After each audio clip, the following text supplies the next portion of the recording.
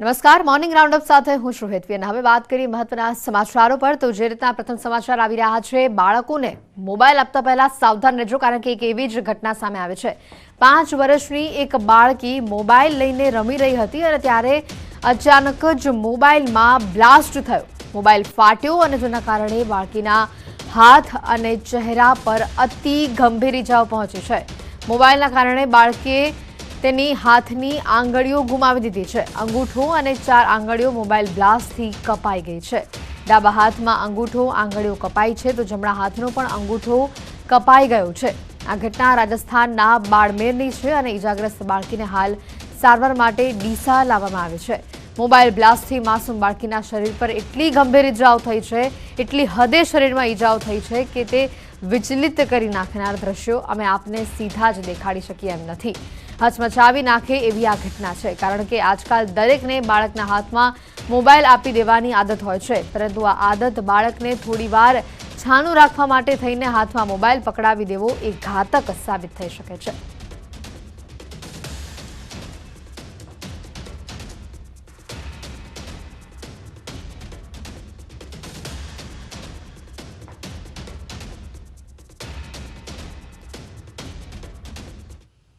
સુરતમાં શ્વાને લીધો છે એક બાળકનો ભોગ। સુરત જિલ્લામાં શ્વાનનો આતંક યથાવત છે। પલસાણાના કારેલી ગામે શ્વાને બાળકને બચકા ભર્યા। 4 વર્ષના બાળકને શ્વાને બચકા ભર્યા। બાળકને ગંભીર ઇજાઓ થતાં તેને હોસ્પિટલ ખસેડવામાં આવ્યો। બાળકનું સારવાર દરમિયાન મોત થયું। બાળક બાથરૂમ કરવા જતો હતો અને ત્યારે 4 શ્વાને તેના ઉપર હુમલો કરી દીધો। આખા શરીરે શ્વાને બચકા ભર્યા। પોલીસે અકસ્માત મોતનો ગુનો નોંધી તપાસ હાથ ધરી છે।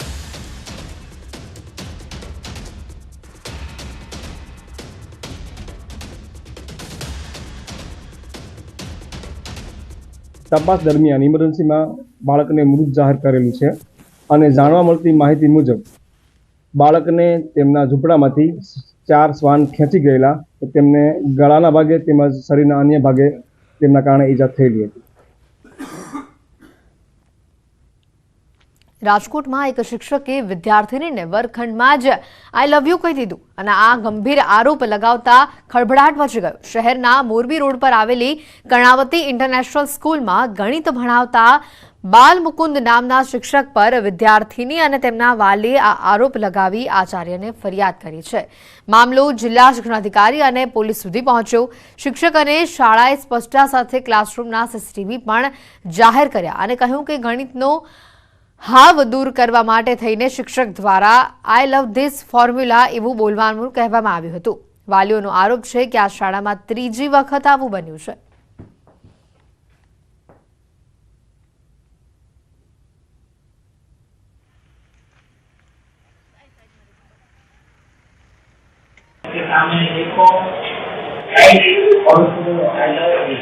એટલે મેં એને મોટિવેટ કરવા માટે કીધું કે you say that I love this formula. નહીં હા ઓકે તો શું કીધું તમે એમ કીધું કે તું બોર્ડ સામે જોઈ I love you I love you max એ શબ્દ ન લખાય। એટલે આઈ લવ યુ એટલે એના માટે આઈ લવ યુ એટલે એના માટે જસ્ટ પોઈન્ટ ક્લિયર આવે છે ના આઈ લવ યુ કીધું કે એના માટે તમે યુઝ કરો છો। યુ તમે શું સમજો છો? હું બધું સમજુ છું સર તમે રહેવા દયો। આ 3જી વાર બન્યું છે આ સ્કૂલમાં। સ્ટડીની વાત અલગ છે, મસ્કરીની વાત અલગ છે।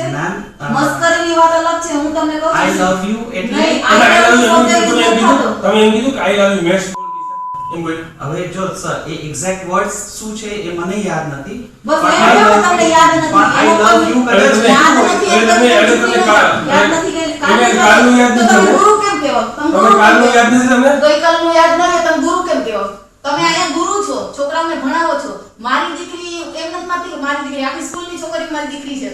કેમ આ 3જી વાર બનાવ બન્યો છે સ્કૂલમાં। પૂરતો ન્યાય મળે। આજે એક દીકરી નહીં પણ બધી દીકરીઓ સાથે આગળ જતા બીજું કંઈ થાય, આજે આવું બોલ્યું અને બીજું કંઈ થાય, દુર્વ્યવહાર થાય તો એના જવાબદાર કોણ? અને અમારે શું કરવાનું? દીકરી જ્યાં સુધી સ્કૂલમાં હોય ત્યાં સુધી સ્કૂલની જવાબદારી હોય, બરાબર? સ્કૂલમાં જઈ અને દીકરી સાથે આવો વ્યવહાર કરવામાં આવે તો એ સારું ન લાગે। તો અમને છે ને પૂરતો ન્યાય જોઈએ છે। બાલમુકુંદ સરે એ બાળકીને એમ કીધું કે તમે આ બોર્ડ સામે જોઈ અને એમ કહો કે આઈ લવ ધીસ ફોર્મ્યુલા તો તમને મેથ્સ પ્રત્યેનો અણગમો દૂર થાય.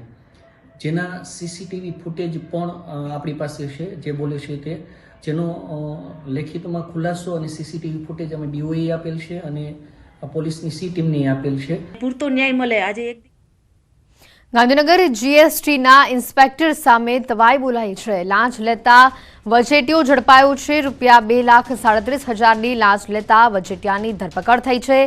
જીએસટીના ઇન્સ્પેક્ટરની તપાસ શરૂ કરાઈ છે.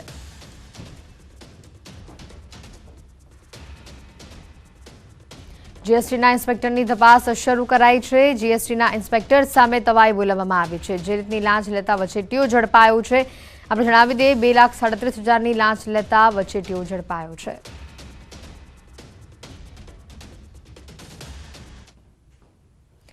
વધી શકે છે તમારી હોમ લોન સહિતના લોનના હપ્તા. રિઝર્વ બેંક ઓફ ઇન્ડિયાએ ફરી સામાન્ય જનતાને આપ્યો છે મોટો ઝટકો. બુધવારે આરબીઆઈએ ફરી રાહતની અપેક્ષાઓ પર પાણી ફેરવતા રેપો રેટમાં 0.25% વધારો કર્યો. આ સાથે જ હવે રેપો રેટ વધીને 6.5% પર પહોંચ્યો. રેપો રેટ વધતા તમામ બેંકોને આરબીઆઈ પાસેથી મળતા રૂપિયા પર વધુ વ્યાજ ચૂકવવું પડશે, જેનો સીધો બોજ ટૂંક સમયમાં સામાન્ય જનતા પર ઝીકાશે. હોમ લોન, વ્હીકલ લોન અને પર્સનલ લોન પરના વ્યાજ દર પણ ઉચકાઈ શકે છે. મતલબ કે તમારે વધુ ઈએમઆઈ ચૂકવવા પડશે. વ્યાજ દર પર નિર્ણય લેવા માટે યોજાયેલી મોનેટરી પોલિસી કમિટીની બેઠક બાદ આરબીઆઈ ગવર્નર શક્તિકાંત દાસે રેપો રેટમાં વધારાની જાહેરાત કરી. છેલ્લા 8 મહિનામાં રેપો રેટ 8% વધી જતા લોનના વ્યાજદરમાં તોતિંગ ઉછાળો આવ્યો છે. બીજી તરફ કેટલાક લોકોને ફિક્સ ડિપોઝિટ પર વ્યાજદરમાં વધારાનો ફાયદો પણ મળશે. જંત્રી દર પણ વધારવામાં આવ્યો છે, પાણી વેરો બમણો કરવામાં આવ્યો છે, વ્યાજ દરને રેપો રેટ વધારી રહેવામાં આવે છે. તો ચારે બાજુથી લોકોને ભીંસ વધી રહી છે. ઘરની લોન છે, ઘરની લોન છે, બધાના પ્લાનિંગ હલી જાય છે, એટલે બહુ બજેટ મેનેજ કરવું બહુ ટફ પડી જાય છે. એટલે આ અનએક્સપેક્ટેડ વસ્તુ છે. ફરી ઠંડીનો ચમકારો અનુભવાશે. રાજ્યમાં ઉત્તર પૂર્વના પવન ફૂંકાશે. આગામી 48 કલાક બાદ 2 થી 3 ડિગ્રી તાપમાન ઘટશે. મહત્તમ તાપમાન ઊંચું રહેવાના કારણે બપોરે ગરમીનો અહેસાસ થશે.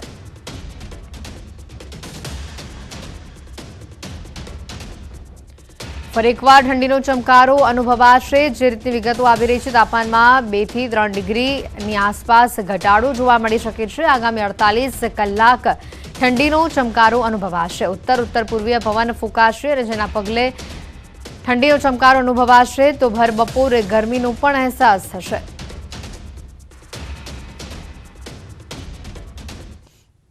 ત્રણ દિવસ સુધી થયેલા માવઠામાં શિયાળુ પાકમાં ખેડૂતોને સહેજ પણ નથી થયું નુકસાન.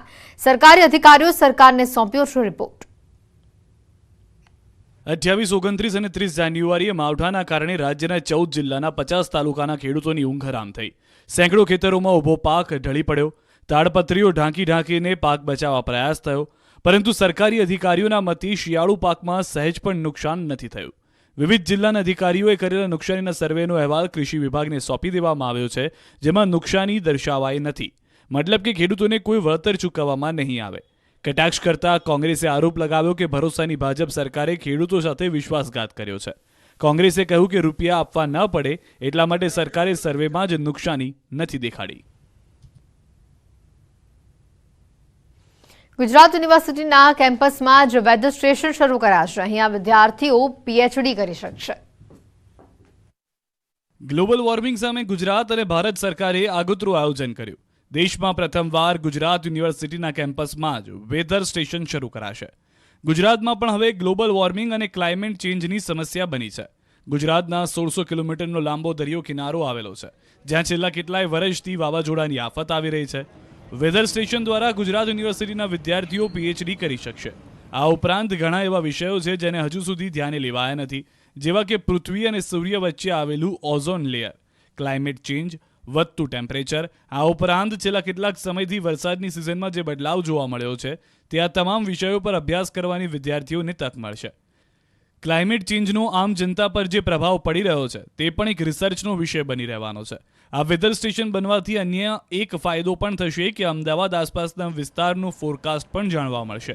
જો કે આવનારા દિવસોમાં ગુજરાત સરકાર અને ભારત સરકારના સહયોગથી રાજ્યના અલગ અલગ વિસ્તારમાં પણ વેધર સ્ટેશન સ્થાપિત થઈ શકશે, જેનાથી ગુજરાતના અલગ અલગ વિસ્તારના વિદ્યાર્થીઓને પણ તેનો લાભ મળશે. બેવડી ઋતુના મારથી રાજકોટમાં ઘરે ઘરે ખાટલા જેવો ઘાટ ઘડાયો છે. ઝાડા ઉલટીના 410 કેસ નોંધાતા ફફડાટ મચ્યો છે.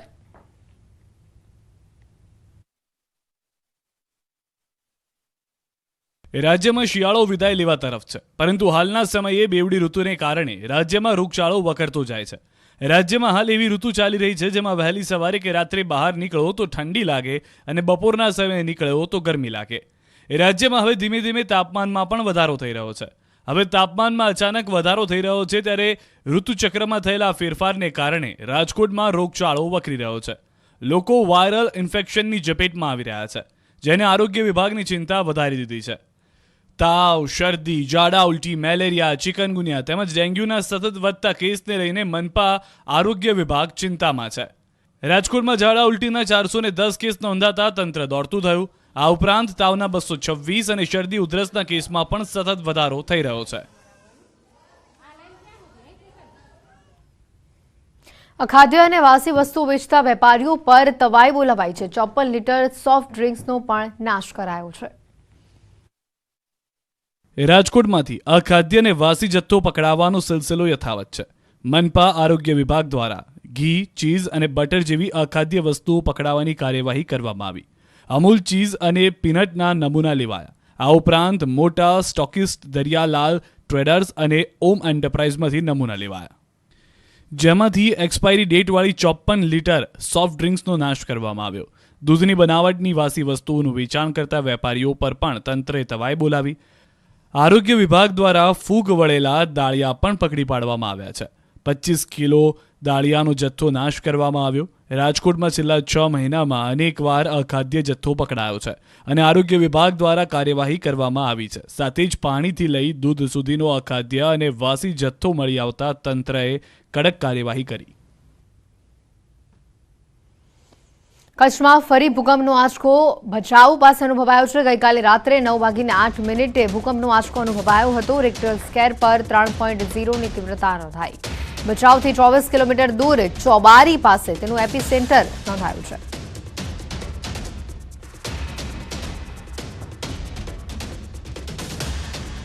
કચ્છમાં ફરી એકવાર ભૂકંપનો આંચકો અનુભવાયો છે. રિક્ટર સ્કેલ પર ભૂકંપની તીવ્રતાનો આંચકો 3 સામે આવ્યો છે. ભચાઉ પાસે રાત્રે 9:08 આંચકો અનુભવાયો હતો.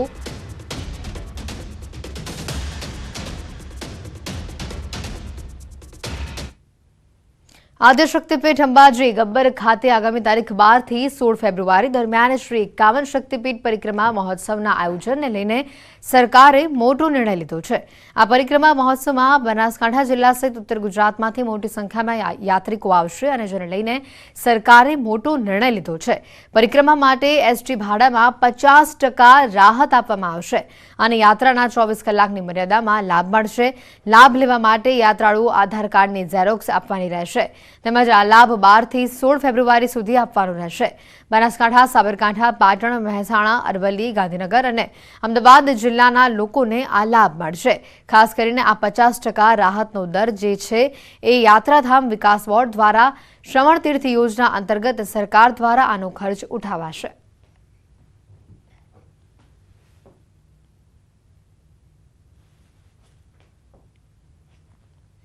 વડોદરા મહાનગરપાલિકા દ્વારા બજેટમાં વિવિધ વેરાઓમાં ધરખમ વધારો કરવામાં આવ્યો છે, પરંતુ જ્યાં સુવિધા આપવાની વાત આવે છે ત્યાં મનપા પાણીમાં બેસી ગઈ હોય તેવું લાગી રહ્યું છે. શહેરના ગાજરાવડી પાણીની ટાંકીથી ડભોઈ સુધીનો રોડ વર્ષોથી બિસ્માર હાલતમાં છે. રસ્તા પર અનેક ખાડાઓ છે. રસ્તા પર પડેલા ખાડાઓના કારણે અકસ્માત પણ સર્જાય છે.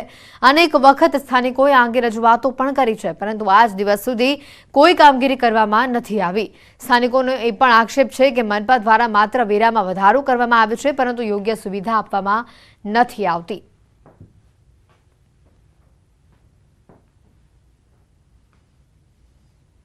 આ તો વર્ષોથી એવું જ છે. આ રસ્તો કોર્પોરેશન વેરા વધારે છે પણ સુવિધા આપે છે? ના, સુવિધા કશું આપતી નથી. કેટલી વખત તમે રજૂઆત કરી છે?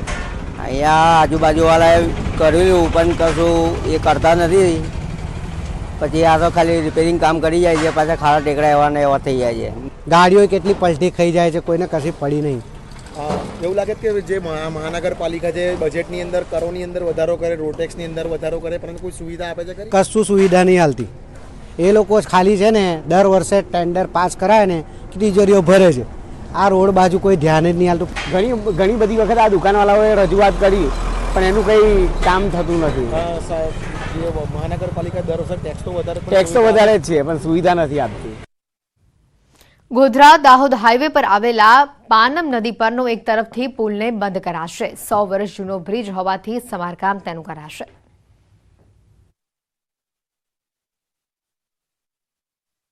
અમદાવાદ ઇન્દોર નેશનલ હાઈવે પરથી પસાર થતો ગોધરા દાહોદ હાઈવે પર આવેલા પાનમ નદી પરનો એક તરફથી પુલને બંધ કરાશે.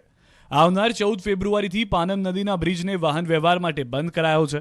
જૂનો પુલ હોવાથી તેની તપાસ અને સમારકામ માટે પુલ બંધ કરવામાં આવશે. 100 વર્ષ જૂનો બ્રિજ હોવાથી સમારકામ કરાશે. 4 લેન હાઈવે પર ગોધરાથી દાહોદ તરફ જતા હાઈવે પરના ટ્રેક પર આ બ્રિજ આવે છે. પુલ બંધ થયા બાદ વાહનોને સિંગલ ટ્રેક પર ડાયવર્ટ કરવામાં આવશે. લોકોને સિંગલ ટ્રેકને કારણે થોડી હાલાકી ભોગવવી પડશે, પરંતુ લોકોને હવે 100 વર્ષ જૂના પુલ પરથી જીવના જોખમે પસાર થવામાંથી રાહત મળશે. સાથે જ લોકોને આવનાર સમયમાં પણ વાહનો વધવાથી ટ્રાફિકનો સામનો ન કરવો પડે તે રીતનું આયોજન કરવામાં આવશે. આસપાસના ગામના લોકો માટે પણ વૈકલ્પિક વ્યવસ્થા કરવામાં આવી રહી છે. હાલમાં 100 વર્ષ જૂના પુલના કારણે કોઈ અકસ્માત પહેલા જ તંત્ર જાગતા અને કાર્યવાહી કરતા લોકોમાં પણ હાશકારો છે. વડોદરામાં તંત્રના અણઘડ વહીવટનો ઉત્તમ નમૂનો જોવા મળ્યો. બજેટની થેલીઓ પહોંચાડવા માટે મસમોટા વાહનો મોકલ્યા.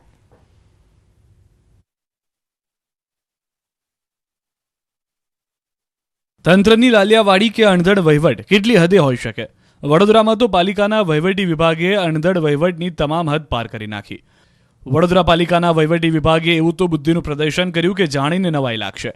વાત હતી નગરસેવકોના ઘરે બજેટની થેલીઓ મોકલવાની, અને આ કામ રિક્ષા કે મોટરસાયકલ પર આરામથી થઈ શકતું હતું. પરંતુ હાસ્યાસ્પદ રીતે વહીવટી વિભાગે બજેટની થેલીઓ મોકલવા માટે ટેમ્પાનો ઉપયોગ કર્યો. એ પણ એક ટેમ્પો નહીં, પણ બજેટની આ થેલીઓ નગરસેવકના ઘર સુધી પહોંચાડવા તેઓએ 4 છોટા હાથી ટેમ્પાની મદદ લીધી. તંત્રનો આ અણધડ વહીવટ વડોદરામાં ચર્ચાનો વિષય બન્યો છે. બજેટની આ થેલીઓ જુઓ. આ થેલીઓ રિક્ષા કે મોટરસાયકલ પર પહોંચાડી શકાય એમ હતી, પરંતુ વહીવટી વિભાગના અતિ કુશળ અધિકારીઓએ કંઈક અલગ જ વિચાર્યું હશે. આ ઘટના બાદ વહીવટી વિભાગની વહીવટી કુશળતા પર સવાલ ઊભા થઈ રહ્યા છે. આખી દુનિયા હાલ કચ્છના સફેદ રણની ચમક નિહાળી રહી છે. G20 પ્રવાસનની કારોબારી બેઠકના બીજા દિવસે ધોરડોને અનેક ભેટ આપી. મનોરમ્ય માહોલ વચ્ચે મુખ્યમંત્રી ભૂપેન્દ્ર પટેલે ગેટવે ટુ રણ રિસોર્ટના કોન્ફરન્સ હોલ, ડાઇનિંગ હોલ તથા એપ્રોચ રોડનું લોકાર્પણ કર્યું, જ્યાં ધોરડોના સરપંચ પાસેથી તેમણે રણોત્સવની શરૂઆતથી માંડી અત્યાર સુધીની સફર અંગે જાણકારી મેળવી. કેન્દ્રીય મંત્રી પરસોત્તમ રૂપાલા તથા રાજ્યના પ્રવાસન મંત્રી મુળુભાઈ બેરા પણ ઉપસ્થિત રહ્યા. કચ્છી માડુઓએ પરંપરાગત સંગીત રજૂ કરી સૌને મંત્રમુગ્ધ કર્યા. કોન્ફરન્સ હોલમાં મુખ્યમંત્રીએ રણોત્સવની શરૂઆત સમયે નરેન્દ્ર મોદીએ આપેલા સંબોધનને પણ નિહાળ્યું. બાદમાં G20 અંતર્ગત ટુરિઝમ વર્કિંગ ગ્રુપની પ્રથમ બેઠકની અધ્યક્ષતા કરતા મુખ્યમંત્રીએ તમામ પ્રતિનિધિઓનું સ્વાગત કરતા આ પ્રસંગને ગુજરાત માટે ગૌરવપૂર્ણ ગણાવ્યો. બેઠકમાં પ્રવાસન ક્ષેત્રના વિવિધ પડકારો અને વિકાસ પર સહિયારા ચિંતન અને મંથનથી પ્રવાસન ક્ષેત્રને નવી દિશા અને ઉર્જા મળશે એવો વિશ્વાસ પણ તેમણે વ્યક્ત કર્યો. ભાવનગરના ઉમરાળાના રંગોળા ગામે પતિએ પત્નીની હત્યા નિપજાવી અને ત્યારબાદ પતિ ફરાર થવાની ફિરાકમાં હતો અને તે દરમિયાન હત્યારા પતિને અકસ્માત નડતા તેનું પણ મોત નીપજ્યું. ઘરકંકાસમાં પતિએ પત્નીની તીક્ષ્ણ હથિયાર વડે હુમલો કર્યો હતો અને જ્યાં સારવાર દરમિયાન પત્નીનું મોત થયું. જ્યારે સમગ્ર મામલે વૃદ્ધાએ પોલીસ મથકે ફરિયાદ નોંધાવી હતી. પોલીસે ફરિયાદના આધારે સમગ્ર મામલે તપાસ શરૂ કરી.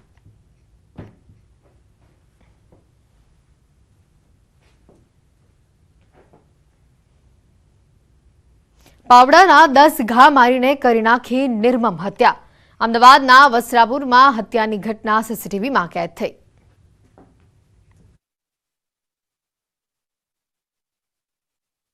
હચમચાવી નાખે એવી હત્યાની ઘટના બની અમદાવાદના વસ્ત્રાપુરમાં. ખાટલા પર સૂતેલા ચોકીદાર મજૂર પર અજાણ્યો શખ્સ પાવડાથી તૂટી પડ્યો. સનસનીખેજ હત્યાની ઘટના સીસીટીવીમાં કેદ થઈ.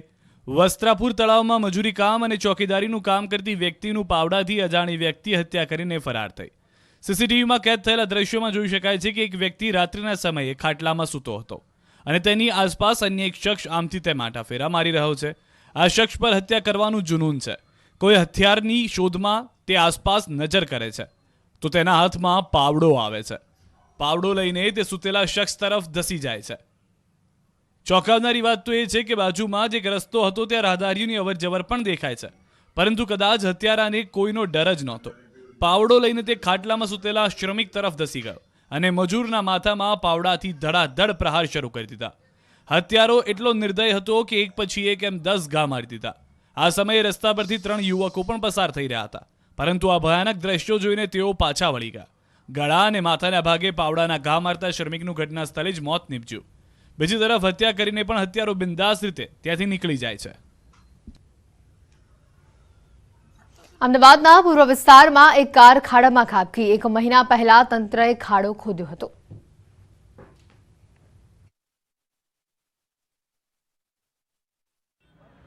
તંત્રની બેદરકારીની હદ વટાવતો ઉત્તમ નમૂનો અમદાવાદમાં જોવા મળ્યો. તંત્રની લાલિયાવાડીને કારણે એક કાર આખી ખાડામાં ખાબકી. અમદાવાદના સીટીએમ વિસ્તારમાં 1 મહિનાથી મસમોટો ખાડો પડ્યો હતો. છેલ્લા 1 મહિનાથી આ ખાડો જાણે કે દુર્ઘટનાની રાહ જોતો હતો, અને એ સમયે આવ્યો પણ ખરો. વહેલી સવારે એક કાર આવી અને સીધી જ ખાડામાં ખાબકી. ખાડામાં કાર ખાબકતા કારને મોટું નુકસાન થયું અને કારમાં સવાર લોકોને સામાન્ય ઈજા પહોંચી. કાર એરપોર્ટથી આણંદ તરફ જઈ રહી હતી ત્યારે આ દુર્ઘટના બની. જોકે સદનસીબે કોઈ જાનહાની નથી થઈ. આ કારને ક્રેન દ્વારા ખાડામાંથી હાલ બહાર કાઢવામાં આવી છે, પરંતુ આ અકસ્માતથી સ્થાનિક લોકોમાં ભારે રોષ જોવા મળ્યો, કારણ કે આ મસમોટા ખાડાની આસપાસ માત્ર પતરા લગાવીને જ તંત્રએ સંતોષ માની લીધો હતો. આ ખાડા પાસે કોઈ બેરિકેડ કે પટ્ટી કે લાઇટ લગાવી ન હતી. વહેલી સવારે કાર ચાલકને ખબર ન પડી કે આગળ ખાડો છે. કાર ચાલકે ગાડી જેટલી કંટ્રોલ થાય તેટલી કરી લીધી, તો પણ ગાડી સીધી ખાડામાં ખાબકી ગઈ. આ તરફ સ્થાનિકો જણાવી રહ્યા છે કે આ ખાડો 1 મહિનાથી ખોદાયો છે, જેના કારણે આ રસ્તા પર ઘણો જ ટ્રાફિક થઈ જાય છે અને અકસ્માતનો પણ ભય રહે છે. રાજ્યમાં અકસ્માતની અલગ અલગ ઘટનાઓ ઘટી. દાહોદમાં 2 લોકોના મોત થયા, તો રાજકોટમાં ક્રેન બ્રિજ પરથી પટકાઈ ગઈ.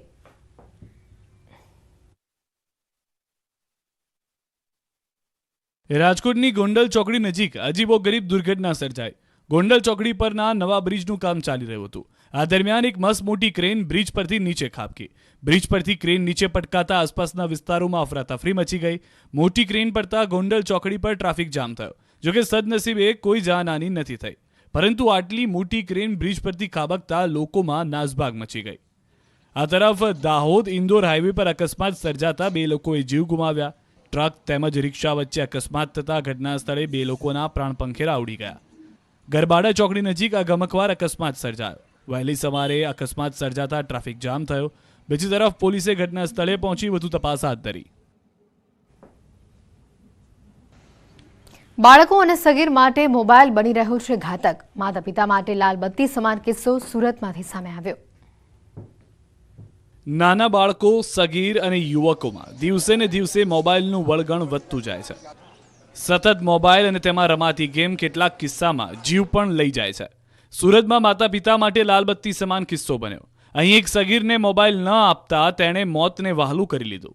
કામરેજના પરબ ગામે 14 વર્ષની સગીરાએ આપઘાત કરી લેતા ચકચાર મચી ગઈ.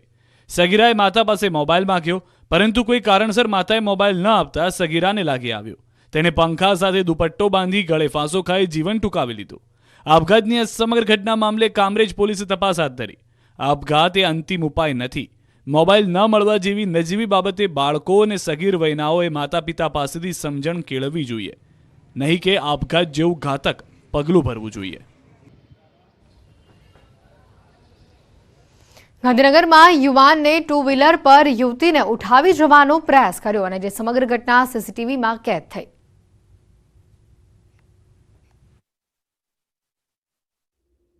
ગાંધીનગરમાં ચોંકાવનારા સીસીટીવી ફૂટેજ સામે આવ્યા, જેમાં 2 વ્હીલર પર યુવક યુવતીનું અપહરણ કરવાનો પ્રયાસ કરતો દેખાયો.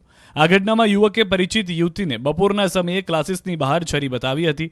સીસીટીવીમાં દેખાયા પ્રમાણે યુવકે યુવતીના વાળ પકડીને ધમકાવતો હોય તેવું પણ જોવા મળે છે. યુવતીને ઉચકીને 2 વ્હીલર ઉપર બળજબરીથી પોતાની આગળ બેસાડીને ક્યાંક લઈ જવાનો પ્રયાસ કરતો સીસીટીવીમાં કેદ થયો. આ દરમિયાન યુવતીએ યુવકનો પ્રતિકાર કરતા 2 વ્હીલર પરથી ઉતરી ગઈ હતી, પરંતુ યુવક અહીંથી જ ન અટક્યો. તેણે ફરી યુવતીને 2 વ્હીલર પર લઈ જવાનો બળજબરીપૂર્વક પ્રયત્ન કર્યો. આ દરમિયાન યુવતીએ ઇનકાર કરતા યુવકે યુવતીના વાળ પકડીને ધમકાવવા લાગ્યો. આખરે યુવતીએ દાદ ન આપતા યુવાન ત્યાંથી ફરાર થઈ ગયો. આ અંગે મળતી માહિતી પ્રમાણે શહેરના G1 સર્કલ પાસે આવેલા એક ક્લાસીસમાં નોકરી કરતા યુવકે છરી બતાવી યુવતીને ઉઠાવી જવાનો પ્રયાસ કર્યો હતો. આ બાબતે યુવતીએ અપહરણ અને છેડતી બાબતની મહિલા પોલીસ મથકમાં અરજી કરી